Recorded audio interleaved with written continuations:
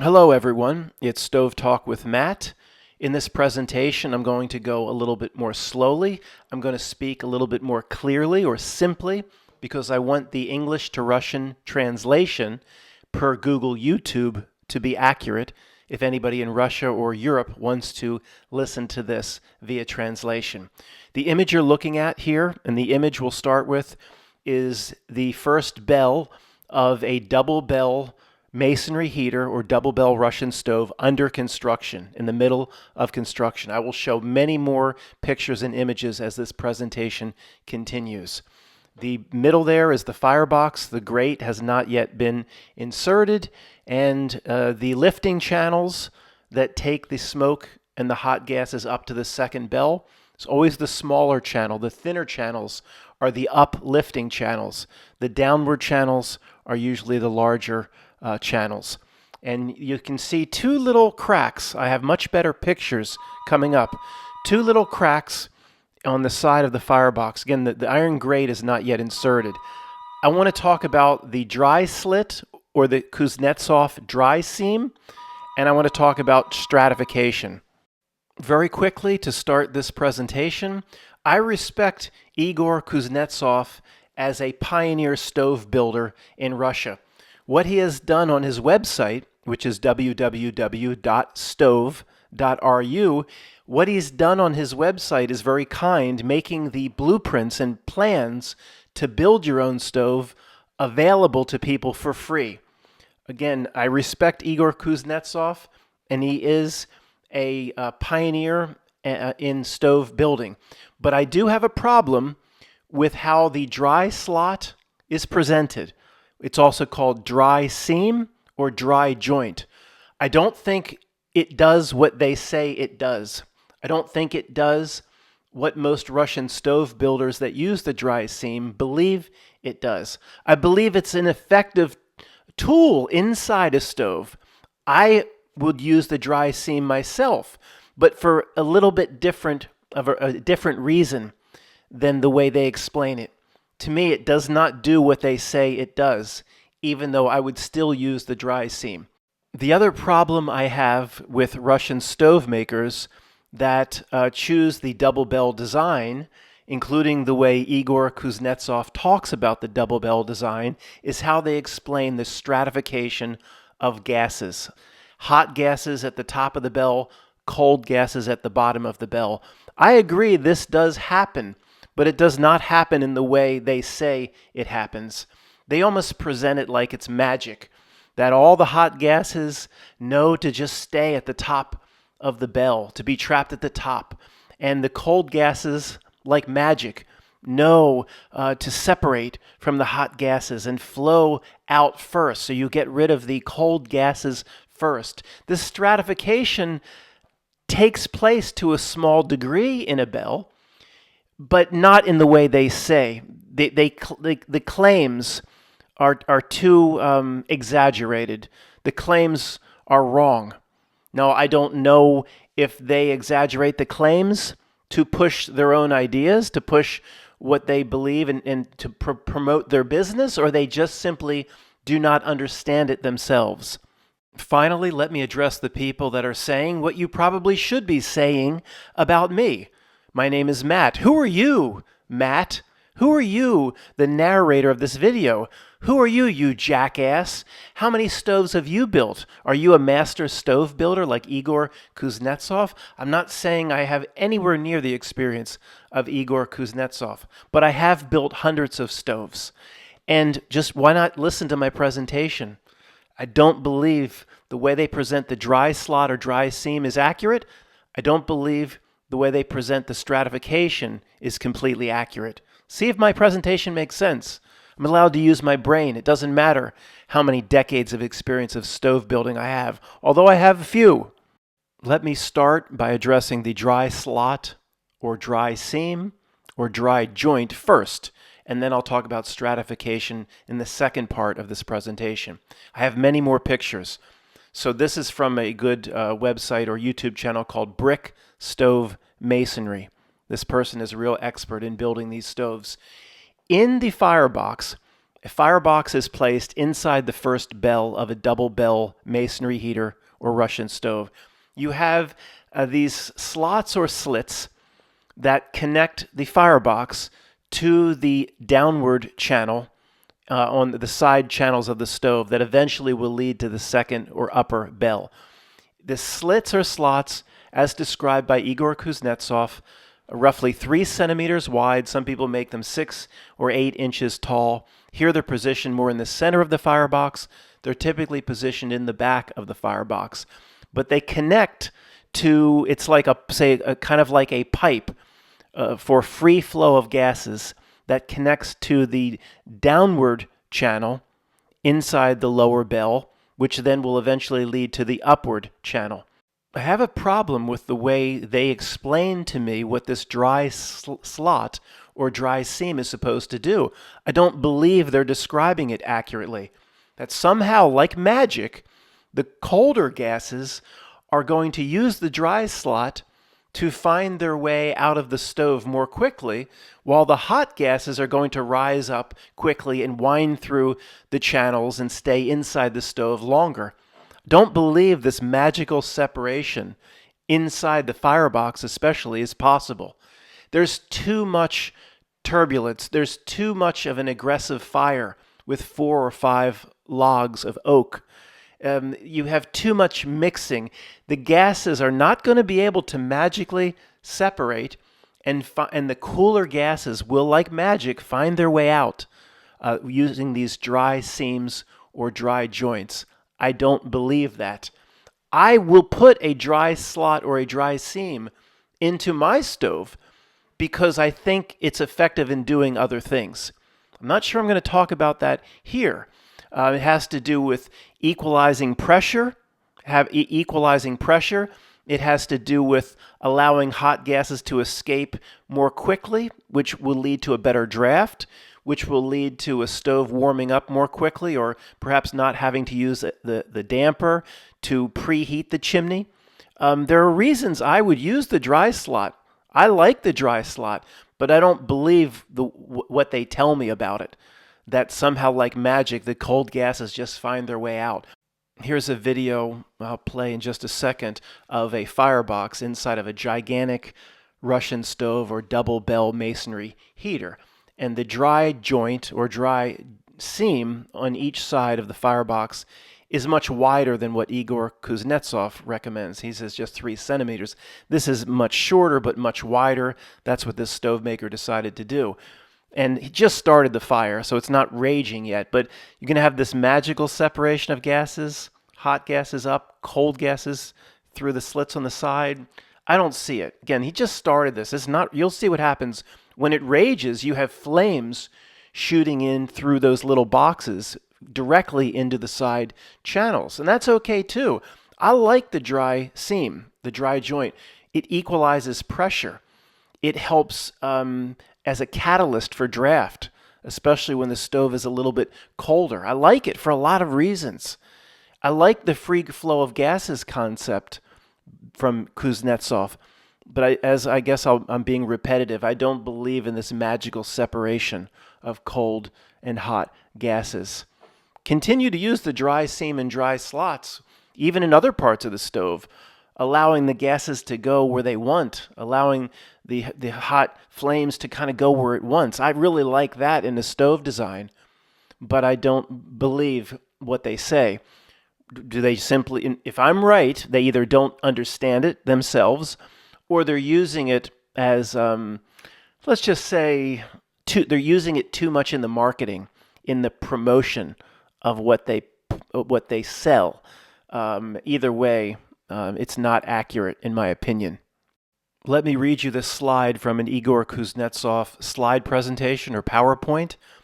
It is only possible to achieve natural hot gases movement in the fire chamber built accordingly to the formula that I was able to come up with.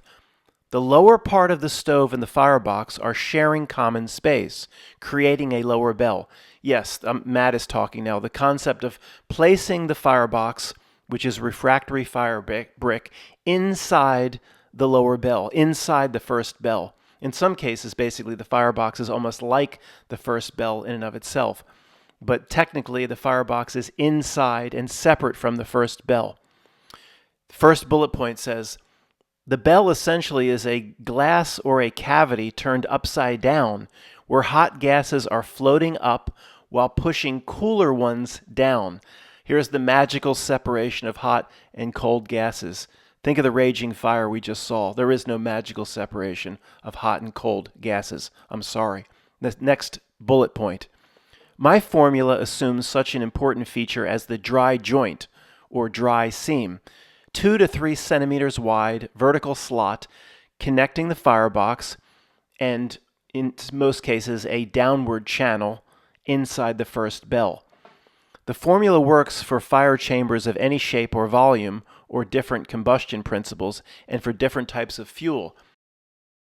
Let me walk you with this pointer through the image here. This is, say, the side of the stove. This would be considered the top bell. This is considered the bottom bell. This stove would be roughly 6 to 8 feet tall. The firebox is here.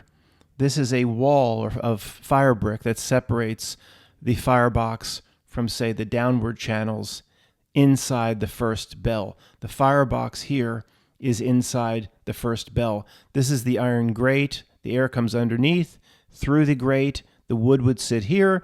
Ignore this. This is a catalyst. It's a row of fire bricks. It's not our purpose here to talk about the purpose of the catalyst. Here, and you would never put three separate dry seams to connect the firebox to the other part of the first or lower bell. It's just showing the options here. The idea is, of course, the hottest gases are going to flow all the way up to the top, tremendously heat up this ceiling of bricks, and flow over the top wall and cascade down, come under here into this lifting channel. The lifting channel, in the picture I showed initially, there would be 2 lifting channels into the upper bell, one on each side of the firebox in the initial picture of the firebox under construction that I showed you. So here, I love the idea of these slits or these dry seams that allow hot gases or any sorts of gases more immediate access into the downward channels inside the first bell. Again, that's probably the last time I'll say it. I like it because it equalizes pressure. I'm not a physics major. I didn't take physics classes at university, but the hot gases get into this channel more quickly. It facilitates draft. What I'm saying is I don't believe what they're telling me, that the cool gases magically separate from the hot gases and just flow out here, which preserves the hot gases into your upper bell. Okay, think of this, the burning of wood here. It's just, think of 5 logs just raging like I showed you just for a few seconds in that video. It's raging. Come on, there's no separation of hot and cold gases. No way. Let me show you a few more pictures before we return to the Kuznetsov slideshow. This is another stove, not the one I showed you in the video, where in the middle of the firebox, they're usually towards the back of the firebox. This is a more traditional and thinner dry slot or dry seam. When they're on both sides, there's downward lifting channels on either side of the firebox. Sometimes you only have downward and upward channels on one side of the firebox. In that case, the seam, of course, would only be on one side. Connects the downward channel with the firebox. You never would put the dry seam to connect to the uplifting channel into the second bell. Connects the down channel with the firebox, at least in this sort of stove. Okay, back here for 20 seconds. You can see the dry seam there, but I wanted to show you the channels on either side of the firebox. A Russian stove or a masonry heater does not have to have channels on both sides of the firebox. The larger channel is always the descending channel. The gases would come up towards you, hit a ceiling, go down the larger descending channel, and the smaller channel, the thinner channel, is always the gases that lift up into the second bell. Picture of the dry slot or dry seam under construction. Again, I'm sorry I don't have pictures of the dry seam at the back of the firebox where it normally is. In these examples, they're in the middle of the firebox. because your lifting channel is in the back. And here is a picture of the dry seam or dry slot taken from the side. The lifting channels and the descending channels are typically, they stand on their own, and there's usually a few millimeters or a centimeter or so gap between that and the firebox. Sometimes the lifting and the descending channels are red brick, which expands at a different rate than a firebox made of fire brick. So you have a gap. Sometimes you just put cardboard between them, and then the cardboard gets burnt up and you're left with a gap. So you have to carve the seam in two layers, in the firebox layer, and of course you have to carve the seam, carve the hole in the descending channel as well, so the gases can get all the way through. The descending channels and lifting channels, it's like a separate box from the firebox, and just like here, in many cases, especially if they're different types of brick, they don't touch. Maybe just 1 centimeter, 2 centimeters. Don't need a big gap at all, just some sort of a gap. So the firebox doesn't expand and crush or crack the outer channels. Let's read some more slides from the Igor Kuznetsov PowerPoint presentation, where I'll start to talk more about stratification in the bell itself. The bell, especially the upper bell, trapping the hot gases and the colder gases escaping early. Again, I don't really believe the way this is presented. I don't have as big of a problem with the way it's presented as I do with the dry slot or dry seam. I do believe that the hot gases stay a little bit longer in the top of the bell, but they make it, again, seem like it's a magical bell, where, like magic, the hot gases will just stay at the top of the bell, and somehow the stratification of hot and cold gases will take place, and the cold gases can magically separate, like someone would drink a black and tan beer with 2 layers inside your pint glass for beer. I think they overpromise here too.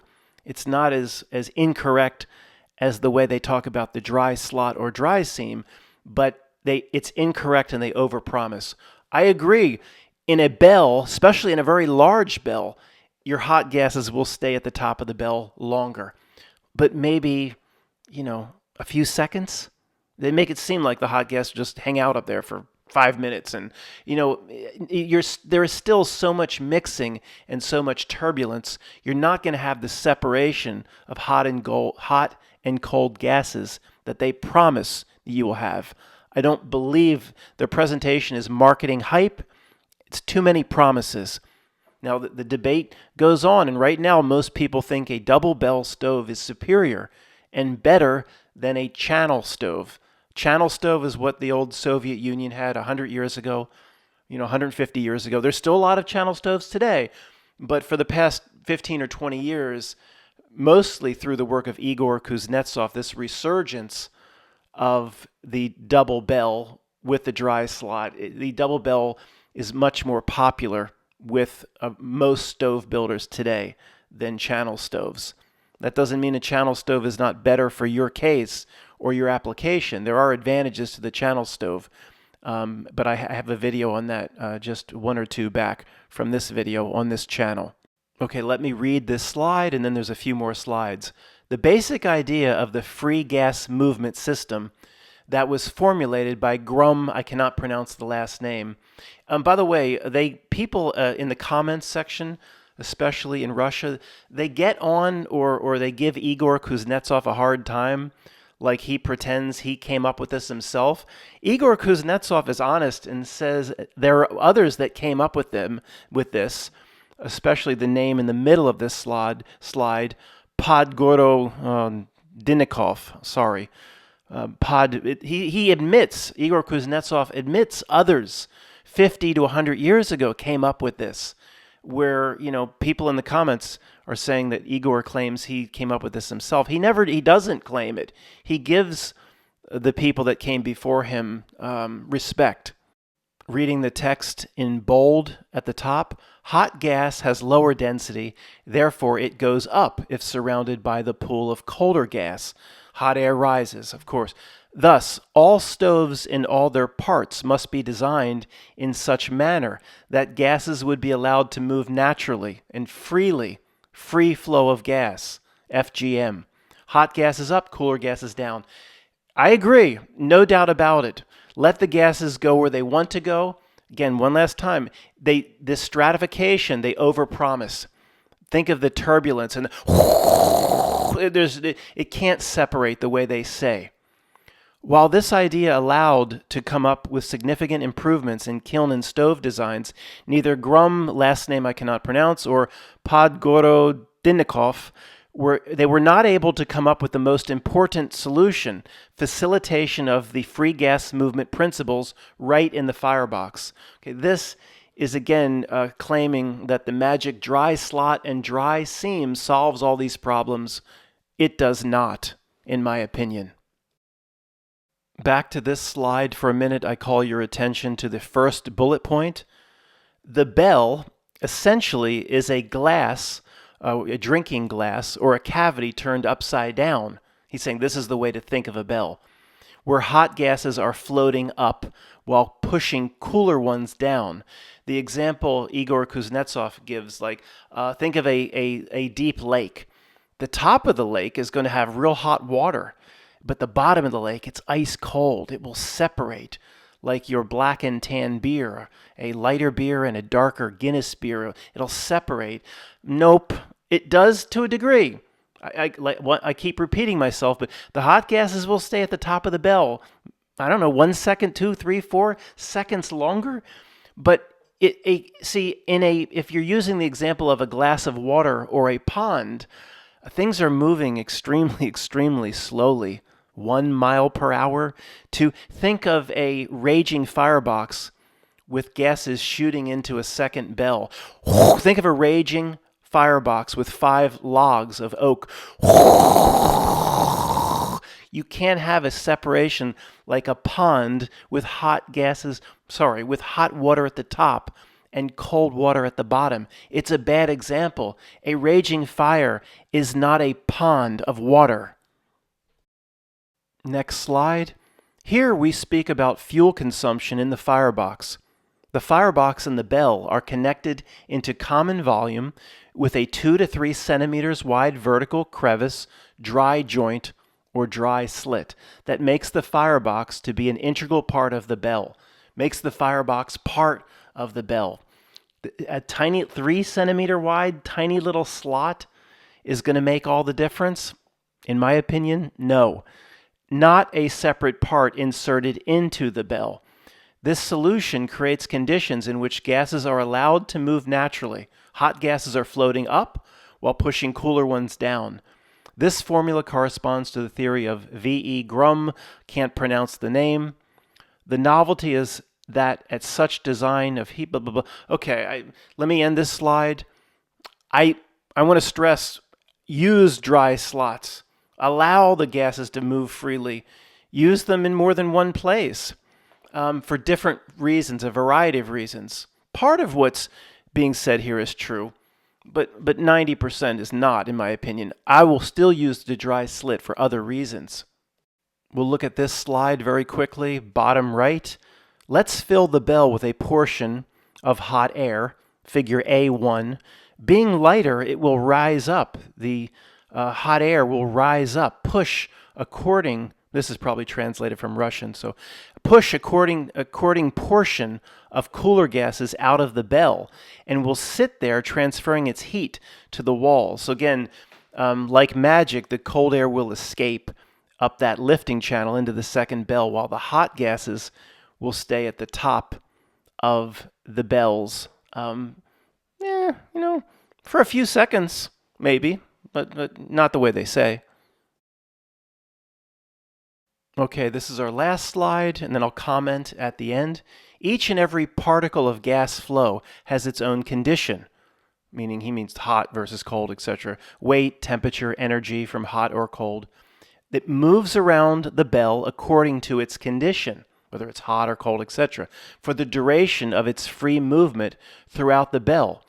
Hotter parts of the gas flow, being lighter, will raise up or rise up into the bell. Hot air rises, while the cooler portion, being heavier, will have a higher speed and will pass through the lower portion of the bell through the dry slit or dry joint, not affecting the top chamber. Okay, I guess I'll be repetitive. The magical separation. First bullet point. It is similar to the water behavior in a deep hole, which we talked about. No, it's not. Cold water at the bottom of a deep hole or lake is never bothered by the lighter warm layers on the top. One last time, a raging firebox with things moving, smashing into each other at incredibly fast rates is not a deep hole of water. It's a bad example. The hotter portions raise up and will stay hot until it will cool down sufficiently. Oh, this over-promising of stratification. The hot part will stay hot and will only come down when it cools. Oh, when it cools, then it gets heavier, and it will. I'm not reading. I'm just saying this now. Then the hot air will theoretically will stay up there forever, and then when it cools, it will stratify, will fall down as cool gases and be allowed to leave the stove, and it will be able to get out of the stove as long as it still maintains 120 degrees Celsius. It still has to have enough energy. But they'll say it's relatively cold compared to the real hot gases. Think of how quickly, one last time, I'll just end with this. I guess I'm sorry for being so repetitive. Think of the raging firebox with 5 or 6 pieces of oak, just raging. There's no possibility for separation. Much of it is being pushed up. On the far right there, that's the lifting channel. That thin, where the arrows are, that's the lifting channel into the second bell. You see the gases have to dip down low to get up out of the second bell and into the chimney. Your gases and flame and smoke, etc., being pushed up so fast, you have too much mixing for this stratification that they promise. They need to tone down the promises and say that these stoves are not doing exactly what they say in the way they're saying it. Things are moving so quickly, these stoves probably do trap more heat for longer, of course, than a channel stove. They do trap heat, but not in the way they present it. It's like false advertising or over-promising. And because they overpromise, I'm here to take the other side and say, I don't believe in the false promises. Thank you for listening.